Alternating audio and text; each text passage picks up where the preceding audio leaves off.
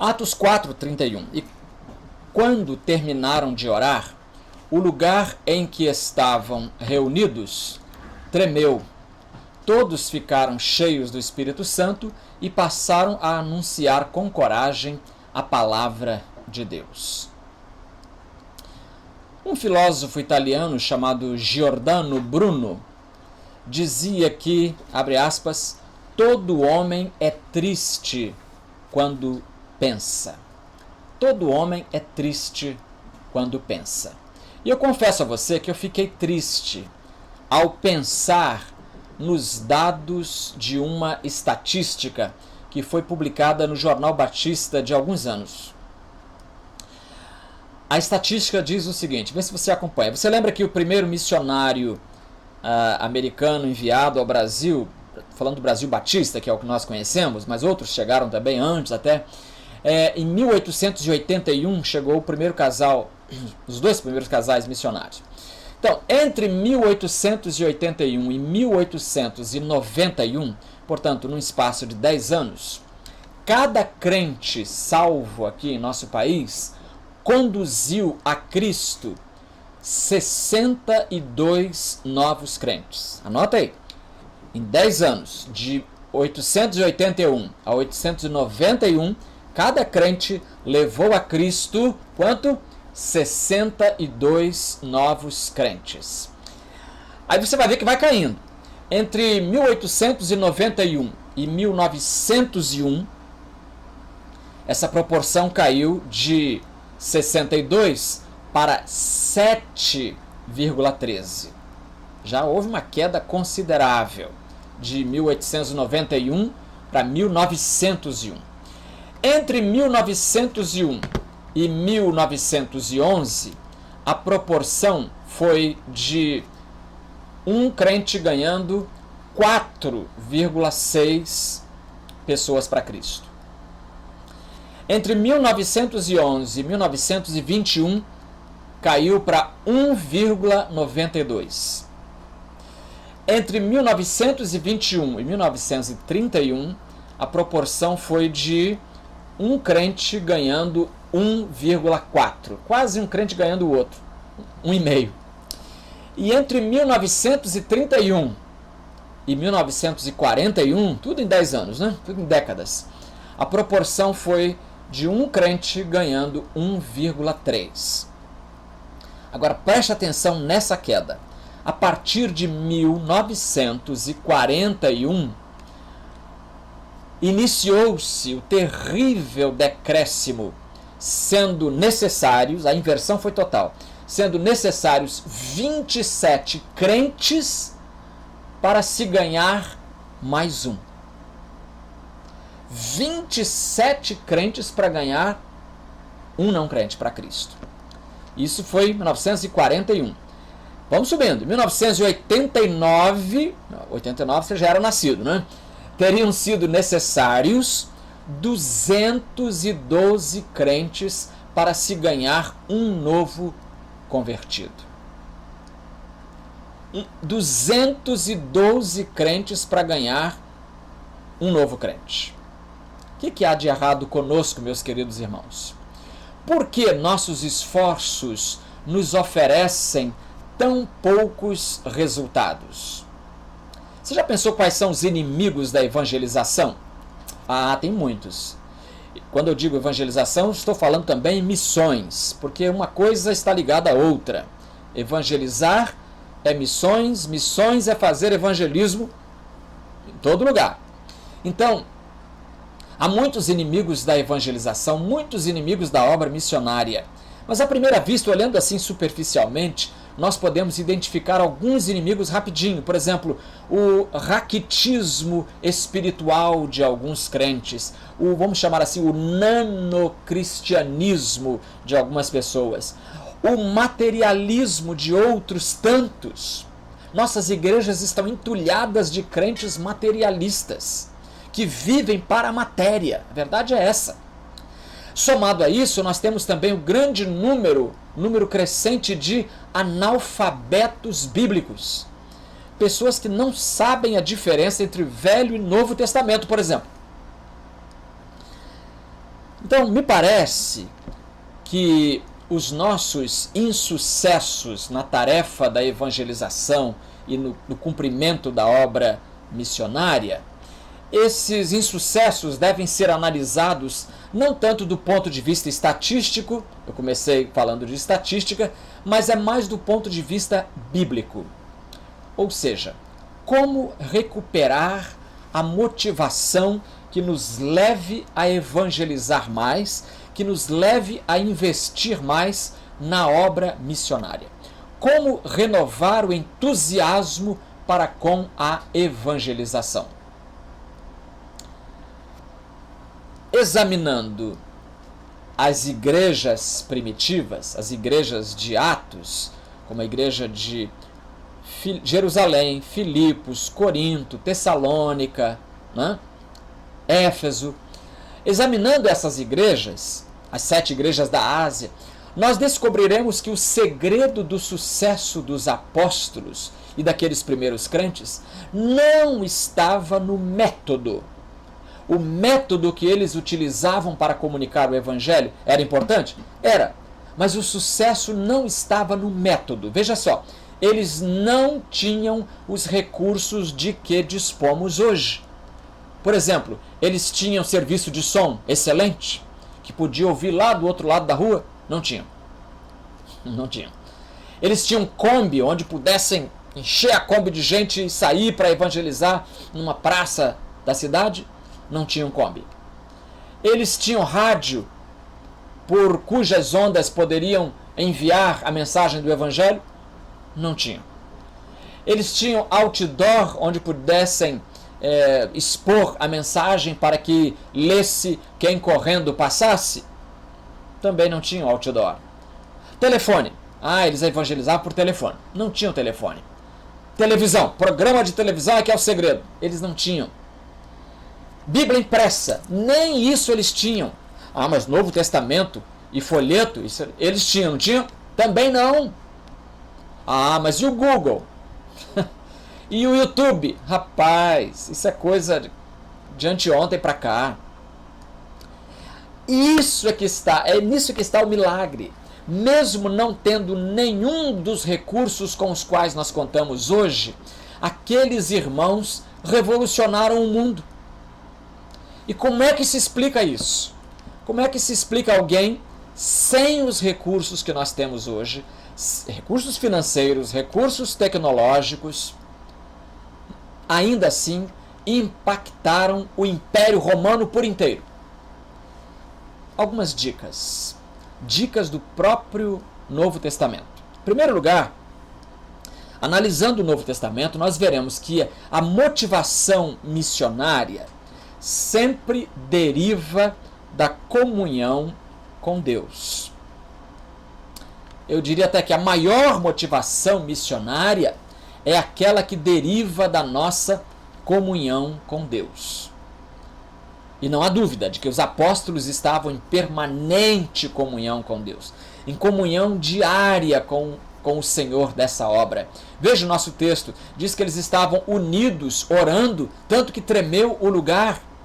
O edifício dentro do qual eles se alojavam tremeu. Eu me lembro que na década de 70 havia um corinho que dizia assim: se começarmos a orar, este templo treme. Se começarmos a orar, salvaremos vida. Lembra disso? Você cantou muito isso. Se você tem a minha idade mais ou menos, um pouquinho mais novo, você cantou muito isso. Se começarmos a orar, salvaremos vidas. Eu acho que nós paramos de cantar isso depois que vimos como os tremores de terra abalam tudo e destroem tudo. Mas é claro que o sentido ali é espiritual. Mesmo que o prédio tenha tremido literalmente, o importante aqui não é o tremor do prédio, mas o temor dos que estavam dentro do prédio. Aqueles crentes de Jerusalém, pelo menos, e os outros também, oravam muito. Eles oravam, não faziam nada sem oração. Ou seja, a igreja recém-nascida orava. Eu fico triste, às vezes, quando vai começar aqui o momento de oração, quando a PEG vai orar, aí o número de pessoas cai. O número cai. Não era para cair, era para aumentar. mais gente querendo orar. Lembra quando Pedro foi preso lá em Jerusalém? Pedro foi preso, ia morrer. Já estava marcado no calendário de Herodes. Mas aí Atos, capítulo 12, versículo 5, diz assim: mas a igreja orava com insistência a Deus por ele. A igreja fazia oração, orava com insistência por Pedro, que estava preso. Para mim, queridos irmãos e amigos, aqui está o segredo da vitória das igrejas daqueles primeiros tempos. Eles não evangelizavam pensando em estatísticas. Eles não evangelizavam porque eles tinham alvos traduzidos em gráficos. Eles não tinham planos especiais, metodologias elaboradas, não tinham nada. O que eles tinham? Entravam em contato com Deus e saíam da presença de Deus e as pessoas viam que eles estiveram com Jesus. Eles oravam muito, eles liam a Bíblia, eles cantavam. Lembra Atos 16, 25? Paulo e seu colega Silas estavam presos na cidade de Filipos e pregando, orando, cantando, os outros presos escutando, em vez de ficar reclamando, em vez de ficar prometendo que vai agir em nome da lei, nada disso. Eles não estavam nem aí. Eles queriam cantar, louvar, evangelizar, orar. Era disso que eles se ocupavam. Então a ousadia que era tão característica desses irmãos provinha desses momentos de sublime comunhão com Deus. E meus irmãos, não há dúvida, são esses momentos de intimidade com Deus que vão tornar o nosso rosto resplandecente, como o rosto de Moisés. Quando descia do Sinai, o rosto dele brilhava e todo mundo ficava apavorado olhando aquele brilho. O rosto dele parecia uma lâmpada potente, acesa, e as pessoas não queriam encarar. O próprio Moisés nem sabia disso. Isso é que é bonito. Ele não se ufanava, dizia: veja meu rosto, olha aqui, ó. Você está querendo esse brilho? Então vá para o monte. Não, nada disso. Intimidade com Deus dispensa o orgulho e a autopropaganda. Tem lá em Nova York uma igreja, e o pastor daquela igreja chama-se Jim Cymbala. Já vi algumas pessoas falando também Cymbala. E ele é famoso lá, e a igreja dele é famosa aqui por causa do coro. O coro deles de vez em quando vem aqui, dá show aí para todo mundo, a televisão gosta, é um espetáculo. A parte, o coro da igreja de Jim Cymbala. Ele tem uma frase que eu acho insuperável. Diz assim: se o povo, isso é no tempo fora da pandemia, se o povo vem à igreja domingo de manhã, é porque o pastor é famoso. Se vem domingo à noite, é porque o coro é famoso. Mas se vem às quartas-feiras para orar, é porque Jesus é famoso. Se o povo vem à igreja domingo de manhã, é o pastor que atrai. Se vem domingo à noite, o coro vai dar uma audição. Mas se vem às quartas-feiras para orar, Jesus é famoso. Em geral, os apóstolos, primeiros cristãos, eles são tomados como modelo de evangelistas e de missionários, não é verdade? E toda a igreja consciente hoje, eu tenho certeza, gostaria de repetir o sucesso inegável daquela igreja primitiva. Parodiando a Amélia, Mulher de Verdade, aquela música de 1942, aquilo sim é que era igreja. Aquilo sim é que era igreja. Ela não diminuía, mas ela se multiplicava. Qual era o segredo deles? A mim me parece que a diferença entre eles e nós hoje ainda é a motivação. Olha, alguns anos passados, o Jornal Batista publicou uma entrevista com um pastor, o pastor Higino Teixeira, que completou 100 anos de existência naqueles dias. Ele passou dos 100 anos, esse pastor. E aí houve interesse, né, de entrevistá-lo e tal. E o entrevistador perguntou a ele: o senhor nota, pastor Higino, o senhor nota alguma diferença entre os crentes de hoje e os crentes de antigamente? A pergunta provocante, né? Todos imaginavam que esse centenário obreiro, que já passou por tantas mudanças sociais e tudo mais, todo mundo pensava que ele fosse responder que os costumes hoje estão mais frouxos. Você vê um pastor sem gravata, sem paletó, onde já se viu isso, né? Todo mundo pensou que ele fosse falar exatamente disso, mas ele respondeu, sabe o quê? Respondeu o seguinte: o testemunho antigamente era mais vibrante. Hoje o povo está muito acomodado em que pese tantas oportunidades que Deus tem oferecido à igreja. Fecha aspas. Testemunho era muito mais vibrante. Meus irmãos, nós não podemos perder essa vibração, essa motivação, essa alegria que o Senhor confere ao nosso coração.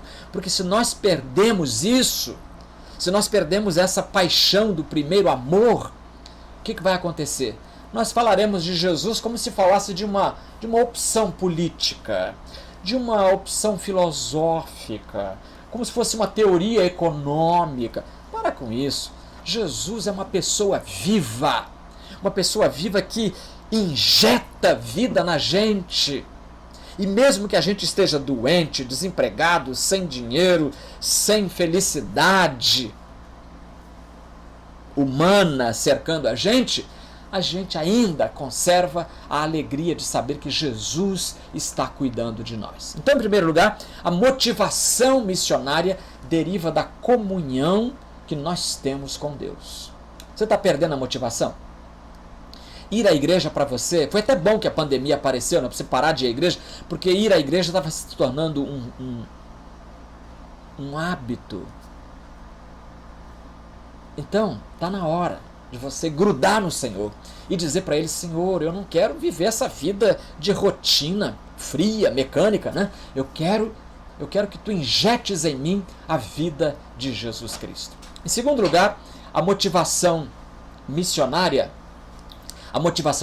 deriva da comunhão, primeiramente com Deus, né? Falei. Agora deriva da comunhão com as pessoas.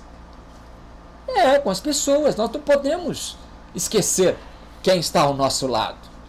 A igreja primitiva se comunicava com Deus, mas ela não esquecia os homens, as pessoas. Sabe, a igreja cometeu um erro ao inventar um troço chamado monasticismo. Monasticismo era uma proposta, digamos assim, devocional, que incentivava as pessoas a fugirem dos seus relacionamentos, a evitarem o contato com a cidade, com a civilização, e se embrenhar em monastérios, por isso vem monasticismo, em monastérios, em conventos, enfim. E isso de fugir das pessoas para viver em reclusão, isso não tem base no Novo Testamento. Você lembra o que Jesus orou em João 17? Vale a pena, durante a pandemia aí, dar uma espiada em João 17, a oração que Jesus fez. Lá no versículo 15, ele disse assim: não rogo, falando para Deus, não rogo que os tires do mundo. Então Jesus não quer que os crentes sejam tirados do mundo. Veja só, nós não somos do mundo, mas nós temos que ficar aqui o tempo que o Senhor nos der para testemunhar de Jesus, para falar de Jesus, para viver Jesus junto às pessoas. Irmãos, o isolacionismo é pecado. Ficar alheio à dor alheia, à dor do outro, é negligenciar o espírito altruísta e comunicativo do Evangelho. Evangelho é relacional, é gente falando para gente que Jesus é o Salvador. Na igreja primitiva, ou nas igrejas primitivas, a pessoa humana era importante. As necessidades humanas eram levadas em conta. Não era só salvar a alma e deixar o barraco cair, desmontar em cima da pessoa. Não. A comunhão uns com os outros era uma prática visível. Ou seja, a igreja era e estava unida a tal ponto de a gente ler em Atos 4:34 o seguinte: não havia entre eles necessitado algum. Ó, que ideal, como nós estamos longe disso. Não havia entre eles necessitado algum. Irmãos, quando nós fazemos o bem, nós, igreja, as pessoas vão querer fazer fila para entrar na igreja e dizer: eu quero participar, eu estou vendo uma comunhão tão enriquecedora em todos os aspectos que eu também quero participar. Então a motivação missionária deriva da comunhão com Deus, da comunhão com as pessoas. Em terceiro lugar, a comunicação missionária resulta em comunicação do Evangelho. De fato, a comunhão com Deus associada à comunhão com as pessoas só pode despertar os incrédulos ao ponto de eles quererem conhecer a Cristo. O sujeito vive desanimado, querendo morrer. Ele conhece um crente que vive alegre, que está sem dinheiro, mas está feliz. Está sem saúde, mas está feliz. Está sem família, mas está feliz. O sujeito diz: eu preciso conhecer. Que segredo é esse? Que segredo é esse? Como é que se resolve isso? Então, como resultado dessa dupla comunhão com Deus e com o ser humano, o próprio Espírito de Deus trará à igreja os que forem sendo salvos, para usar uma linguagem de Lucas em Atos. O Espírito mesmo operará o milagre de converter as pessoas. Lá no nosso ministério, nós temos algumas pessoas aí participando do culto que são da igreja de Cascadura. E quando a gente estava pastoreando em Cascadura, que é um bairro aqui do Rio, nós tivemos uma experiência lá de um senhor que se converteu, uma experiência fantástica. É um senhor que era muito conhecido na comunidade, perto da igreja, porque ele bebia muito. Ele bebia tanto de cair na rua e passar a noite inteira na rua. E um dia ele estava meio bêbado, mas andando ainda, e o portão da igreja estava aberto, ele entrou, e quando eu vi, estava o homem no meu gabinete. Eu estava lá, e ele então começou a me fazer um monte de perguntas. Eu senti que o álcool atrapalhava um pouquinho, mas ele estava consciente das perguntas que ele estava fazendo sobre Deus, sobre Jesus, sobre salvação, sobre pecado, enfim. E aí, ele continuou ouvindo a igreja, convidei para vir no domingo, para participar dos cultos. Ele começou a vir. E não é que aceitou a Jesus? Aceitou a Jesus, deixou a bebida. Deixou a bebida.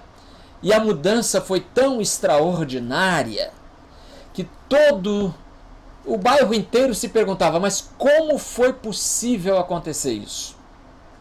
Me lembro até que um dia eu recebi a visita de um representante dos alcoólatras anônimos, do AA.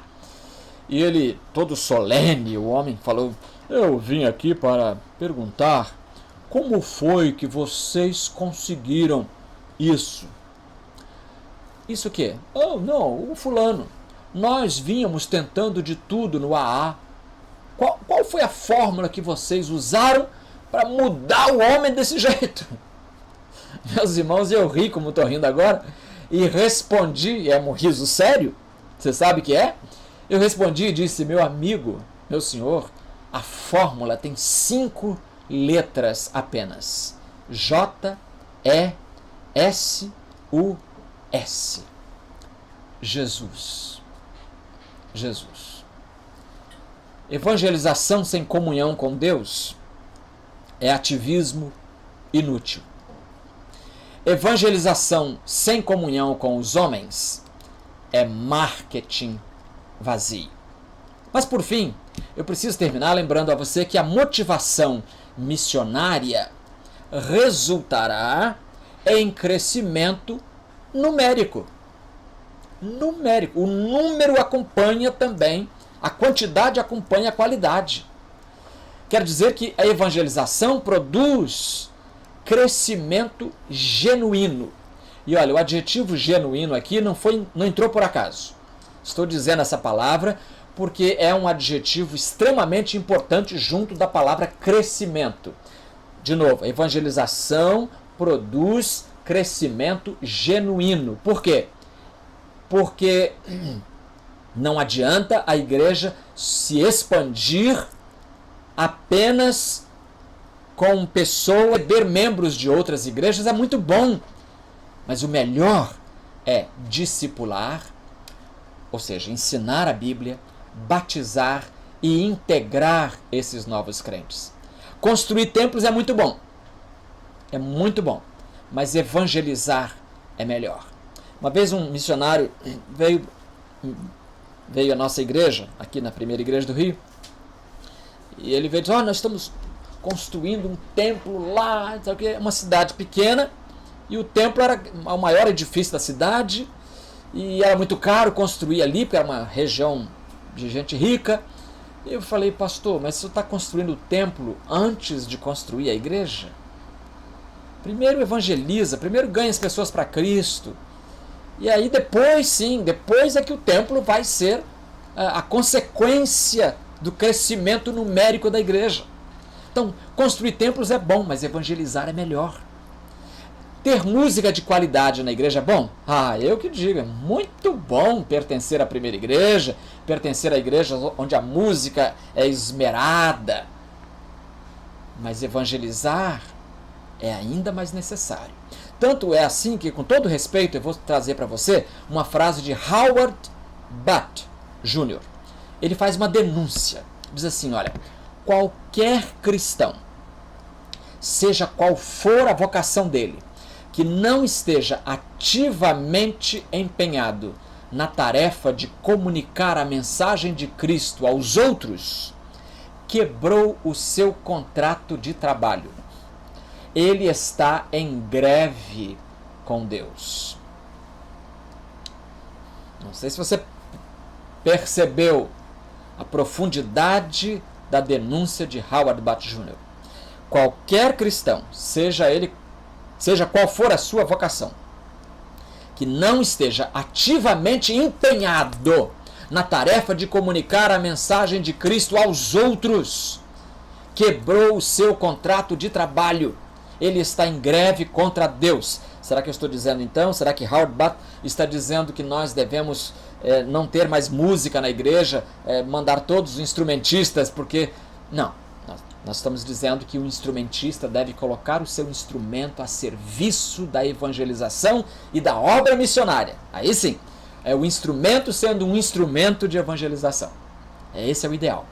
Mas eu desejo concluir esta mensagem com uma história dramática, ocorrida em outras terras, e pelos dados que você vai ver, você vai perceber que aconteceu em outros tempos também. Um homem montado a cavalo apareceu na casa de um crente. Chegou lá e reclamou de um vizinho que ele tinha e disse, eu vou lá agora, eu vou matar o vizinho. E o crente ficou apavorado e disse, não faça isso, meu amigo, deixa a bebida passar e tudo ficará bem, você vai resolver isso aí. Não, eu vou lá agora e vou matá-lo. E foi falando e foi manobrando o cavalo e saiu. O crente chamou o seu filho, o garoto, e disse, meu filho, corra aqui pelo atalho e leve este bilhete para o nosso vizinho, tá bom? Não perca tempo, faça isso agora. O menino saiu correndo. Mas no que está correndo, o menino tem que atravessar um córrego. E aí a atenção dele foi confiscada para alguns sapinhos que estavam ali, naquele córrego. E ele parou e começou a brincar com os sapinhos. Atravessou e mais adiante ele viu um passarinho pousado no galho de uma árvore. Pegou a atiradeira, pegou uma pedra, atirou, acertou, matou o passarinho, apanhou o passarinho e colocou no bolso. E aí ele notou então que o bilhete estava ali. Esqueci do bilhete que papai mandou entregar para o vizinho. e saiu correndo. Saiu correndo. Ao aproximar-se da casa do vizinho, ele viu um cavaleiro saindo em disparada. Viu também um homem caído, ensanguentado. Uma mulher e algumas crianças chorando desesperadas em torno do corpo caído. O menino voltou assustado para casa. Encontrou o pai no mesmo lugar. E aí tirou o passarinho do bolso e disse: papai, olha o passarinho que eu matei. E o pai disse: meu filho, que sangue é esse na sua mão? É o sangue do passarinho, respondeu o filho. Não, meu filho, esse não é o sangue do passarinho. Esse é o sangue de uma vida. Você brincou em vez de levar a mensagem, o recado para o vizinho que estava sendo ameaçado, e aquela vida foi tirada porque não conseguiu receber antes o aviso que eu mandei. Vamos orar. Ó Deus, nós te damos graças porque o Evangelho chegou até nós. Alguém veio correndo a nós trazer a mensagem de que em Jesus nós temos vida eterna. Abençoa, Senhor, a cada um de nós, a vida de cada um, para que nós nos envolvamos cada vez mais na obra da disseminação do Evangelho de Cristo em nosso derredor.